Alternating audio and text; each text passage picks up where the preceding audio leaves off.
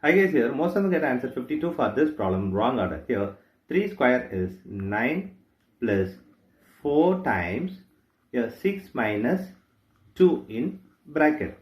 Here 9 plus 4 is 13 times 6 minus 2 in bracket. Here 13 times 6 minus 2 is 4.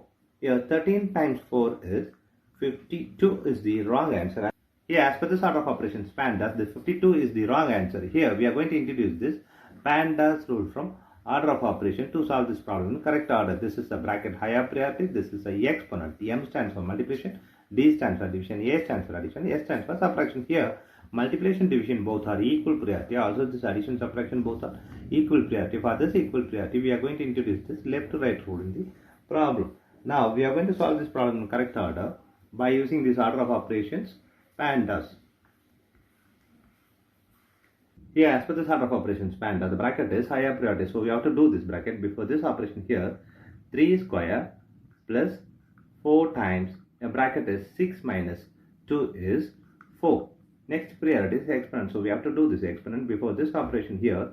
3 square is 9 plus 4 times 4.